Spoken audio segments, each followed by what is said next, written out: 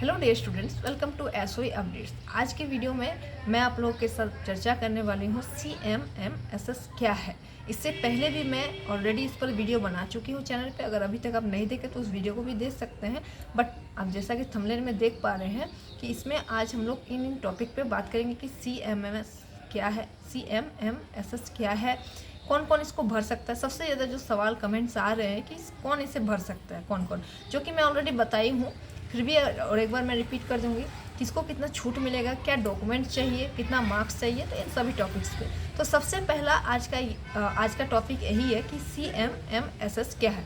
तो ये मुख्यमंत्री मेधा छात्रवृत्ति योजना है जो कि आपका राज्य सरकार द्वारा चलाई जा रही है, जिसमें क्या होगा कि जो भी बच्चे इसमें पास करेंगे इस एग्ज़ाम में, उसको 9, 10, 11, 12, ध्यान दीजिएगा, आई रिपीट, 9, 10, 11, 12 में 12,000 यानी 12,000 रुपया प्रत्येक वर्ष आपको मिलने वाली है। इसमें आपकी कुछ शर्तें हैं, नियम है, तो ये सारी चीज़ें भी मैं बताऊंगी। तो वीडियो थोड़ा सा लंबा जा सकता है, तो वीडियो का एंड तक देखिएगा। अब 9, 10, 11, 12 में आपको पैसा 12,000 मिलने वाला है। तो आप लोग को तो लग रहा होगा वाह बहुत अच्छा है कि तो अप्लाई कर देंगे तुरंत मिल जाएगा, तो नहीं।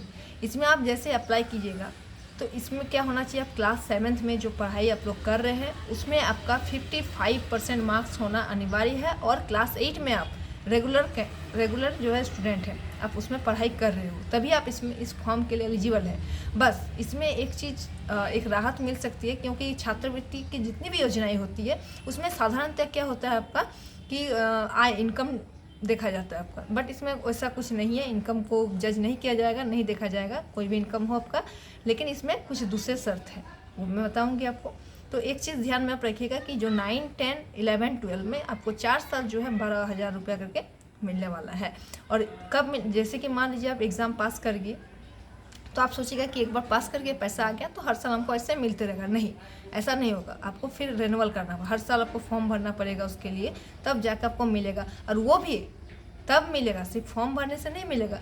तब अगर आप इसमें पास कर जाते हैं तो आपका 9th में, 10th में, 11 में, 12 में क्या होगा, 60% से आपको पास होना आवश्यक होगा। अगर आपका 60% मार्क्स आ रहा है तभी आपको जो है पैसा मिलेगा 12,000 रुपये, नहीं तो आपको नहीं मिलेगा। चाहे आप ये छात्रवृत्ति योजनाएं पास कर लिए हैं, कोई दिक्कत नहीं इसमें। लेकिन आपको जब आप क्लास वाइज आपको मिलेगा तो उस क्लास में 9th में, 10th में, 11th में, 12th में भी आपका 60% होना चाहिए, तभी आपको पैसा मिलेगा।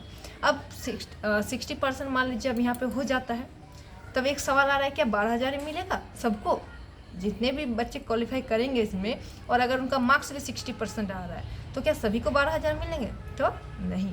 किसको किसको मिलेंगे 12,000 रुपये? जो आकांक्षा में जिसका नामांकन नहीं है।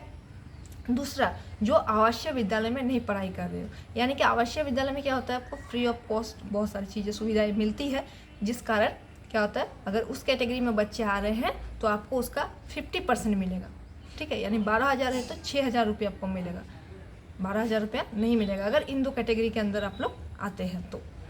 क्लियर है यहाँ तक? तो CMMSS यही है कि मुख्यमंत्री मेधा छात्रवृत्ति योजना। इसके लिए आपका पहला एग्ज़ाम होगा, पहला चीज़ इसमें एग्ज़ाम होगा। फिर आपको कुछ नियम ये दिया गया कि क्लास 7th में आपका मार्क्स 55% होना चाहिए। आप क्लास 8 में रेगुलर स्टूडेंट है। क्लियर है यहाँ तक? तभी आप इसके लिए एलिजिबल होंगे। और जब एलिजिबल आप हो जाएंगे तो ये चीज़ भी देखना है कि आप आकांक्षा के और कोई भी आवासीय विद्यालय के अंतर्गत नहीं आते हैं, तो आप जो है आपको पूरा 100% पैसा मिलेगा, नहीं तो उसका 50% पैसा मिलने वाला है।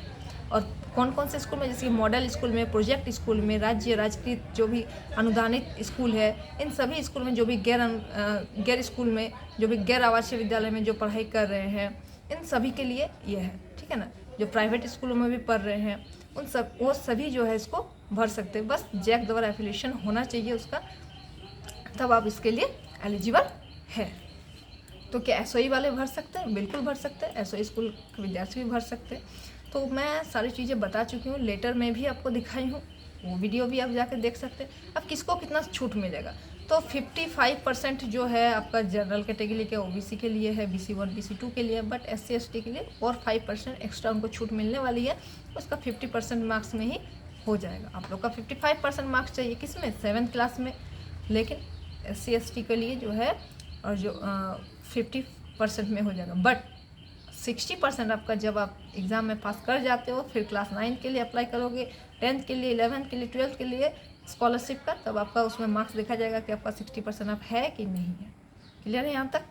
डॉक्यूमेंट और मार्क्स के बारे में बता दिया आप लोग को, कौन कौन भर सकते हैं। जो सवाल सबसे ज़्यादा कॉमन था वो भी मैं आई होप मैं आप लोग को बता पाई हूँ। बाकी फिर भी अगर कोई सवाल रहेगा तो कमेंट सेक्शन में बेझिझक लिखिएगा, ठीक है। और चैनल के साथ अगर अभी तक नहीं जुड़े तो चैनल के साथ जुड़ जाइएगा, ताकि सभी चीज़ों के अपडेट आपको समय समय पर इस चैनल के माध्यम से पहले की तरह मिलते रहे, ससमय एकदम, ठीक है। तो CMMS क्या है, हो गया। मार्क्स किसको कितनी छूट मिलनी है ये भी हो गया है, और कौन कौन इस फॉर्म को भर सकते हैं ये भी मैं आप लोग को बता दी हूँ। अब नेक्स्ट वीडियो में मैं और एक अलग से वीडियो बना दूंगी कि एग्ज़ाम का पैटर्न कैसा रहेगा। हालांकि मैं इस पर भी बताई हूँ, फिर से एक बार बना दूंगी कि एग्ज़ाम का पैटर्न कैसा रहेगा, किस टाइप के क्वेश्चंस आएंगे, ठीक है। तो चलिए मिलते हैं नेक्स्ट वीडियो में एक नए टॉपिक के साथ। Thank you.